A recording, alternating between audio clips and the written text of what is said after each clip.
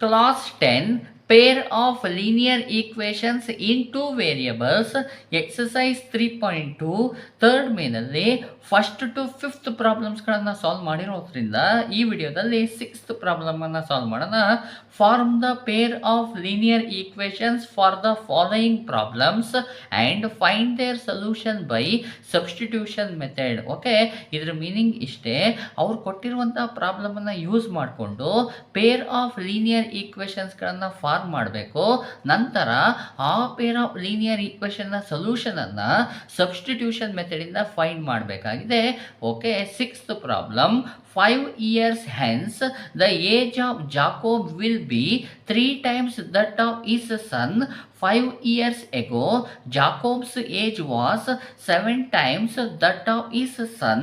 What are their present ages? Okay, ನಮಗೆ ಈ ರೀತಿಯಾದಂಥ ಪ್ರಾಬ್ಲಮ್ಗಳನ್ನು ಕೊಟ್ಟಾಗ ಮೊದಲಿಗೆ ಏನನ್ನು ಫೈಂಡ್ ಮಾಡಬೇಕು ಅಂತ ನೋಡ್ಕೋಬೇಕಾಗತ್ತೆ. ನೋಡಿ, ನಮಗಿಲ್ಲಿ what are there present ages ಅಂತ ಹೇಳಿದ್ದಾರೆ. ದೇರ್ ಅಂತ ಹೇಳಿದರೆ ಜಾಕೋಬ್ ಆ್ಯಂಡ್ ಇಸ್ ಸನ್ ಆಗಿರ್ತಾರೆ. ಅವರ ಇಬ್ಬರ ಪ್ರೆಸೆಂಟ್ ಏಜನ್ನು ನಾವೀಗ ಫೈಂಡ್ ಮಾಡಬೇಕಾಗಿದೆ. ಓಕೆ, ಅದಕ್ಕೋಸ್ಕರ ನಾನು ಏನು ಮಾಡ್ತೀನಿ, ಸೊಲ್ಯೂಷನಲ್ಲಿ let the present age of Jacob is x ಅಂತ ತೊಗೊಳ್ತಾ ಇದ್ದೀನಿ. Let the present age of son is y ಅಂತ ತೊಗೊಳ್ತಾ ಇದ್ದೀನಿ. ಜಾಕೋಬ್ ಏಜನ್ನು ಎಕ್ಸ್ ಅಂತ ತೊಗೊಂಡಿದ್ದೀನಿ, ಸನ್ನಿನ ಏಜನ್ನು ವೈ ಅಂತ ನಾನೀಗ ತೊಗೊಂಡಿದ್ದೀನಿ.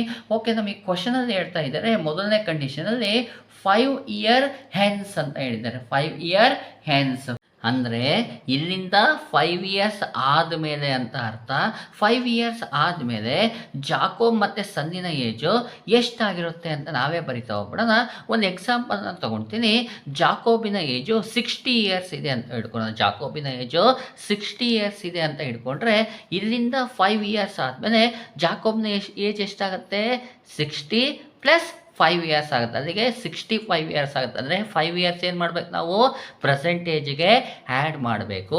ಓಕೆ, ನಾನು ಇಲ್ಲಿ ಜಾಕೋಬಿನ ಏಜ್ ಎಕ್ಸ್ ಅಂತ ತೊಗೊಂಡಿರೋದ್ರಿಂದ 5 years ಎನ್ಸ್ ಆದಮೇಲೆ ಜಾಕೋಬಿನ ಏಜ್ ಎಷ್ಟಾಗುತ್ತೆ, ಎಕ್ಸ್ + 5 ಆಗುತ್ತೆ. 5 years ಏನಾಗುತ್ತೆ, ಅವನ ಪ್ರೆಸೆಂಟೇಜಿಗೆ ಆ್ಯಡ್ ಆಗಿ ಹೋಗುತ್ತೆ. ಅದೇ ರೀತಿ ಏಜ್ ಆಫ್ ಇಸ್ ಸನ್ ಏನಾಗುತ್ತೆ, ಏಜ್ ಆಫ್ ಸನ್ನನ್ನು ನಾನು ವೈ ಅಂತ ತೊಗೊಂಡಿದ್ದೀನಿ, ಇದಕ್ಕೆ +5 ಅನ್ನು ಮಾಡಬೇಕಾಗತ್ತೆ. ಓಕೆ, ಈ ಕಂಡೀಷನ್ನ ಕಂಟಿನ್ಯೂ ಮಾಡೋಣ. 5 year hence, the age of Jacob will be 3 times that of his son. ಅಂದರೆ 5 years ಆದಮೇಲೆ ಜಾಕೋಬಿನ ಏಜು ಸನ್ನಿನ ಏಜಿಗಿನ 3 times ಆಗಿದೆ ಅಂತ ಮೀನಿಂಗ್ ಆಗಿರುತ್ತೆ. ಓಕೆ, 5 years ಆದಮೇಲೆ ಜಾಕೋಬಿನ ಏಜು ಎಕ್ಸ್ + 5 ಇದೆ. ಇದು ಯಾವುದು ಈಕ್ವಲ್ ಆಗಿರುತ್ತಪ್ಪ ಅಂದರೆ ಸನ್ನಿನ ಏಜಿನ 3 timesಗೆ ಈಕ್ವಲ್ ಆಗಿರುತ್ತೆ. ಸೊ 5 years ಆದಮೇಲೆ ಸನ್ನಿನ ಏಜ್ ಏನಿದೆ, y + 5 ಇದೆ. 3 times ಅಂತ ಹೇಳಿದರೆ ಇದನ್ನು ನಾವು 3 ಇಂದ ಮಲ್ಟಿಪ್ಲೈ ಮಾಡಬೇಕಾಗುತ್ತೆ. ಓಕೆ, ಇದನ್ನು ಸಿಂಪ್ಲಿಫೈ ಮಾಡೋಣ.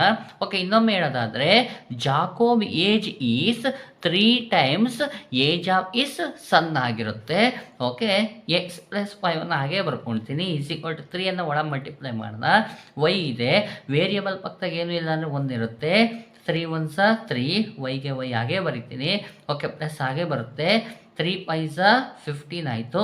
ಈ 3y ಈ ಸೈಡಿಗೆ ಟ್ರಾನ್ಸ್ಫರ್ ಮಾಡ್ತೀನಿ, +5 ಆ ಸೈಡಿಗೆ ಟ್ರಾನ್ಸ್ಫರ್ ಮಾಡ್ತೀನಿ. ಎಕ್ಸ್ ನೋಡಿ, 3y ಪಕ್ಕದಲ್ಲಿ ಏನೂ ಸೈನ್ ಇಲ್ಲ ಅಂದರೆ ಪ್ಲಸ್ ಇರುತ್ತೆ. ಪ್ಲಸ್ ಇರೋದನ್ನ ಈ ಸೈಡಿಗೆ ಟ್ರಾನ್ಸ್ಫರ್ ಮಾಡಿದರೆ ಪ್ಲಸ್ ಇರೋದು -3y = +15 ಹಾಗೆ ಬರ್ಕೊಳ್ತೀನಿ. ನೋಡಿ, +5 ಇರೋದನ್ನ ಆ ಸೈಡಿಗೆ ಟ್ರಾನ್ಸ್ಫರ್ ಮಾಡಿದರೆ ಪ್ಲಸ್ ಇರೋದು -5 ಆಗೋಯಿತು. ಎಕ್ಸ್ -3y = 15ನ ಸೈನ್ ಏನಿಲ್ಲ ಅಂದರೆ ಪ್ಲಸ್ ಇದೆ, 5ನ ಸೈನ್ ಮೈನಸ್ ಇದೆ. ಪ್ಲಸ್ಸು ಮೈನಸ್ ಡಿಫ್ರೆಂಟ್ ಸೈನ್ ಬಂತು ಅಂದರೆ ಸಬ್ಟ್ರಾಕ್ಷನ್ನು. 15ನಲ್ಲಿ 5 ಹೋದರೆ 10 ಬರುತ್ತೆ. 15 ಬಿಗ್ಗರ್ ಆಗಿರೋದ್ರಿಂದ 15ನ ಸೈನು +10 ಆಗೋಯಿತು. ನೋಡಿ, ಇದೇನಿದೆ, ಎಕ್ಸ್ -3y = 10. ಇದು ಮೊದಲನೇ ಲೀನಿಯರ್ ಈಕ್ವೇಷನ್ ಆಗಿದೆ. ಹಾಗಾಗಿ ಇದನ್ನು 1 ಅಂತ ತೊಗೊಳ್ತೀನಿ. ಓಕೆ, ಕ್ವಶನಲ್ಲಿ ನೆಕ್ಸ್ಟ್ ಕಂಡೀಷನ್ ನೋಡಿದರೆ ಏನಿದೆ, 5 years ago ಅಂತ ಹೇಳಿದ್ದಾರೆ ಅಲ್ವಾ. 5 years ago ಅಂದರೆ 5 ಇಯರ್ಸ್ ಹಿಂದೆ ಅಂತ. ಈಗ ಏನು ಮಾಡಬೇಕು, 5 years ago the age of Jacob, the age of son ಇಬ್ರದ್ದು ಬರಿಬೇಕಾಗತ್ತೆ. ಇದನ್ನು ಬರೆಯೋದಕ್ಕಿಂತ ಮುಂಚೆ ಒಂದು ಎಕ್ಸಾಂಪಲ್ನ ತಗೊಳ್ತೀನಿ. ಜಾಕೋಬಿನ ಪ್ರೆಸೆಂಟ್ ಏಜು 60 ಇಯರ್ಸ್ ಆಗಿದೆ ಅಂದರೆ 5 ಇಯರ್ಸ್ ಎಗೋ ಅಂದರೆ 5 ಇಯರ್ಸ್ನ ಹಿಂದೆ ಜಾಕೋಬಿನ ಏಜ್ ಎಷ್ಟಿರುತ್ತೆ ಅಂತ ಹೇಳಿದರೆ 60 ಇಯರ್ಸ್ ಪ್ರೆಸೆಂಟ್ ಏಜು -5 ಅನ್ನು ಮಾಡಬೇಕು. ಹಿಂದೆ ಅಂದರೆ ಮೈನಸ್ ಅನ್ನು ಮಾಡಬೇಕು. ಹಾಗಾದರೆ 60 - 5 ಮಾಡಿದರೆ 55 ಇಯರ್ಸ್ ಆಗಿರುತ್ತೆ. ಓಕೆ, ಇಲ್ಲಿ ಜಾಕೋಬಿನ ಪ್ರೆಸೆಂಟ್ ಏಜ್ ಎಕ್ಸ್ ಅಂತ ತಗೊಂಡಿರೋದ್ರಿಂದ 5 years ago the age of Jacob was x -5 ಆಗಿರುತ್ತೆ.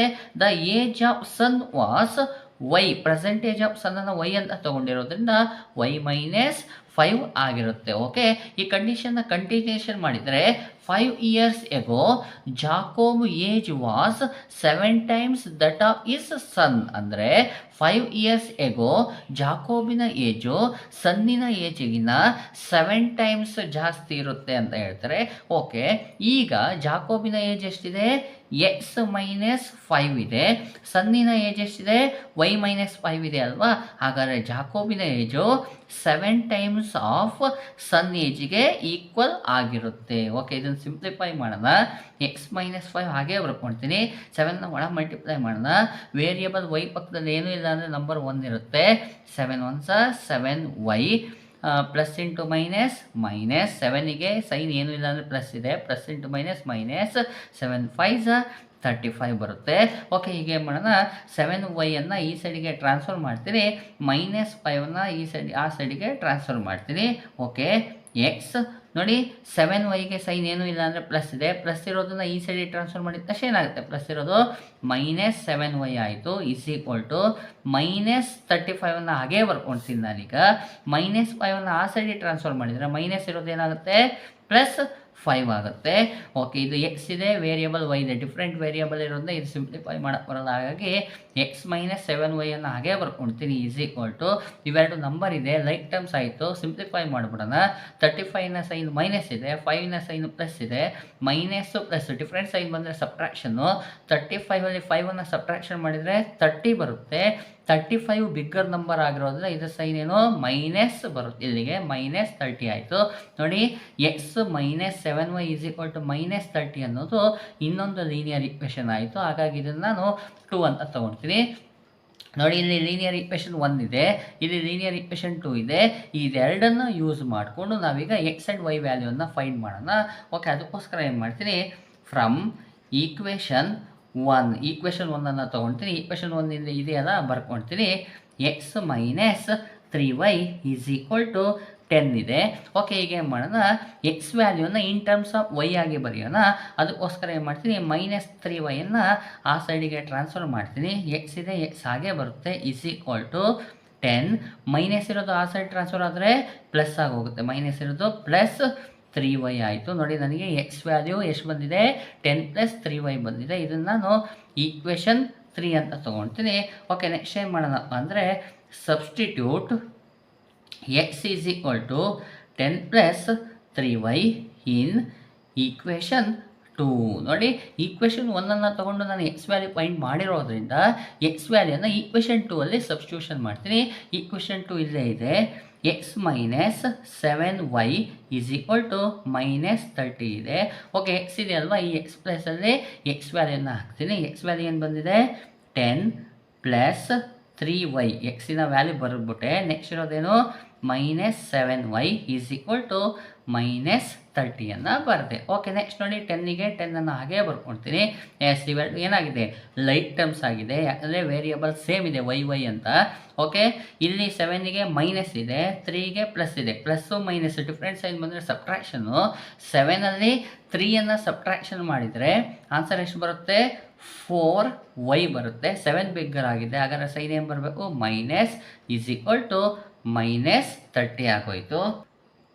ಎಸ್, ನಮಗೀಗ ವೈ ವ್ಯಾಲ್ಯೂ ಬೇಕಾಗಿದೆ. ಆದರೆ ವೈ ವ್ಯಾಲ್ಯೂ ಏನಾಗಿದೆ, ನೆಗೆಟಿವ್ ಆಗಿದೆ. ವೈ ವ್ಯಾಲ್ಯೂ ನನಗೆ ಪಾಸಿಟಿವ್ ಆಗಿರಬೇಕು. ಅದಕ್ಕೆ ಏನು ಮಾಡ್ತೀನಿ, ಈ ವೈಯನ್ನು ಆ ಸೈಡಿಗೆ ಟ್ರಾನ್ಸ್ಫರ್ ಮಾಡ್ತೀನಿ.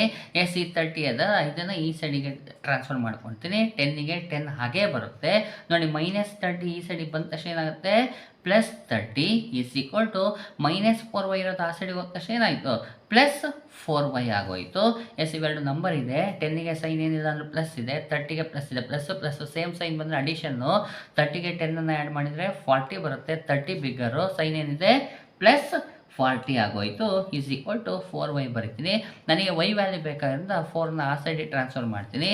4 ನೋಡಿ, 4 ಮತ್ತು ವೈನ ನಡುವೆ ಇಂಟು ಇರೋದ್ರಿಂದ ಇಂಟು ಇರೋದು ಟ್ರಾನ್ಸ್ಫರ್ ಆದ ತಕ್ಷಣ ಏನಾಗುತ್ತೆ ಡಿವೈಡ್ ಬೈ 4 ಆಯಿತು. Is equal to y divide ಆದರೆ ಡಿವೈಡ್ ಮಾಡಿ, ಡಿವೈಡ್ ಆಗುತ್ತೆ. 4 1 4, 4 10 40 ಆಯಿತು. 10 is equal to y. Therefore y is equal to ಏನಾಯಿತು 10 ಆಯಿತು. ನನಗೆ y ವ್ಯಾಲ್ಯೂ ಬೇಕಲ್ವಾ. ನೆಕ್ಸ್ಟ್ ಏನು ಮಾಡೋಣ ಅಂತೇಳಿದರೆ substitute y is equal to 10 in equation 3. ನಮ್ಮ ಹತ್ರ ಈಕ್ವೇಷನ್ 3 ಇದೆಯಲ್ಲ, ಅದರಲ್ಲಿ y ವ್ಯಾಲ್ಯೂನ ಸಬ್ಸ್ಟಿಟ್ಯೂಷನ್ ಮಾಡಿಬಿಟ್ರೆ ನಮಗೆ ಏನು ಸಿಗುತ್ತೆ ಎಕ್ಸ್ ವ್ಯಾಲ್ಯೂ ಸಿಗುತ್ತೆ. ಓಕೆ, ಹಾಗಾದರೆ ಈಕ್ವೇಷನ್ 3 ಏನಿದೆ ಅಂತ ಹೇಳಿದರೆ x is equal to 10 plus 3y ಇದೆ. ಈಸ್ ಈಕ್ವಲ್ ಟು 10 10 ಬರೀತೀನಿ ಪ್ಲಸ್ 3y ಅಂತ ಹೇಳಿದರೆ ಇಂಟು ಆಗುತ್ತೆ. ವೈನ ವ್ಯಾಲ್ಯೂ ಏನು ಬಂದಿದೆ ನನಗೆ 10 ಬಂದಿದೆ ಅಲ್ವಾ. 10 ಈಸ್ ಈಕ್ವಲ್ ಟು 10 ಪ್ಲಸ್ 3 10 30 ಆಯಿತು. 10ಗೆ ಪ್ಲಸ್ ಇದೆ, 30ಗೂ ಪ್ಲಸ್ ಇದೆ. ಪ್ಲಸ್ ಅಡಿಷನ್ನು, 30ಗೆ 10 ಆ್ಯಡ್ ಮಾಡಿದರೆ ಎಷ್ಟು ಬಂತು ಪ್ಲಸ್ 40 ಬಂತು. ನನಗೆ ಎಕ್ಸಿನ ವ್ಯಾಲ್ಯೂ 40 ಬಂದಿದೆ, ವೈನ ವ್ಯಾಲ್ಯೂ ಏನು ಬಂದಿದೆ 10 ಬಂದಿದೆ. Therefore, the present age of Jacob is x is equal to 40 years. ನಾವು ಪ್ರೆಸೆಂಟ್ ಏಜ್ ಆಫ್ ಜಾಕೋಬ್ ಅನ್ನು x ಅಂತ ತಗೊಂಡಿದ್ವಿ. ಎಕ್ಸಿನ ವ್ಯಾಲ್ಯೂ 40 ಬಂದಿರೋದ್ರಿಂದ present age of Jacob is 40 years ಆಗೋಯಿತು. ಅದೇ ರೀತಿ present age of son is y ಅಂತ ತಗೊಂಡಿದ್ವಿ. ವೈನಿಗೆ ವ್ಯಾಲ್ಯೂ ಎಷ್ಟು ಬಂದಿದೆ 10 ಬಂದಿದೆ ಅಲ್ವಾ. ಹಾಗಾಗಿ present age of son is 10 years ಆಗೋಯಿತು. ಈ ರೀತಿಯಾಗಿ ಈ ಪ್ರಾಬ್ಲಮನ್ನು ಸಾಲ್ವ್ ಮಾಡ್ಕೊಳ್ಳಿ.